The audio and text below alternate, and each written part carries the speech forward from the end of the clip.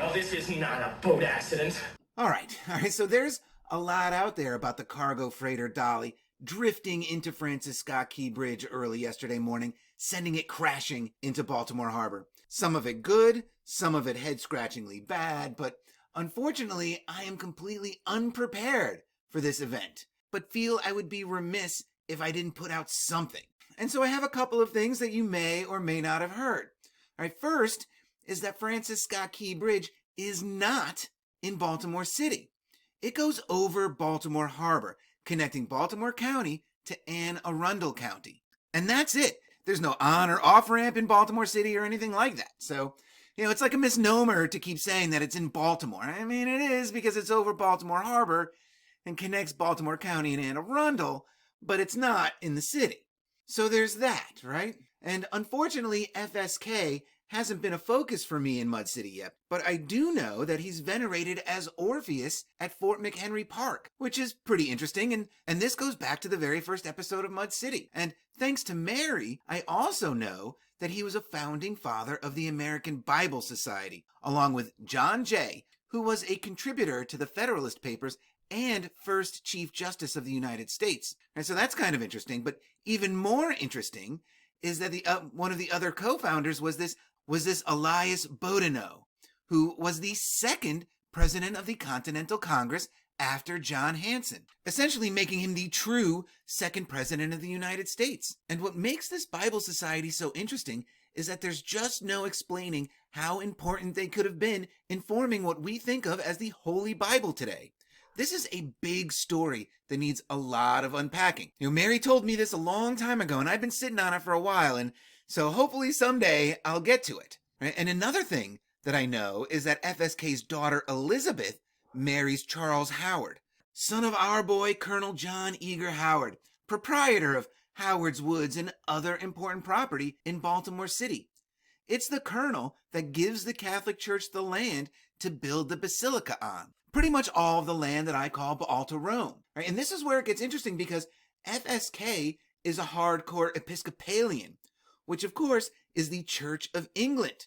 He sets up Episcopal churches all over the place. So it's interesting that he writes the lyrics to the Star-Spangled Banner aboard a British vessel watching Fort McHenry get bombarded. How convenient! And so this adds to the Mud City idea that America remains a part of the British Commonwealth, if you ask me. And also very interesting is the date that this event happened, March 26th. One day after what used to be New Year's Day not all that long ago. And March 25th, what used to be New Year's Day, is also the Christian feast day of the Annunciation. Apparently, March 25th was the day that the angel Gabriel came down and blew his horn at the Virgin Mary, impregnating her with God's baby. Because exactly 9 months later is December 25th, the day little baby Jesus Christo was allegedly born. Look, I like the baby version the best. Do you hear me? And Mary, of course, is just a stand-in for Diana. So it's not lost on me that 6 people allegedly lost their lives in this event, which the closer you look at it, the more it looks ritualistic in nature, right down to the time, 1:28 a.m. officially, which when you add this together, you get an 11. Because of course you get an 11 when you add these numbers together, making this a gateway event.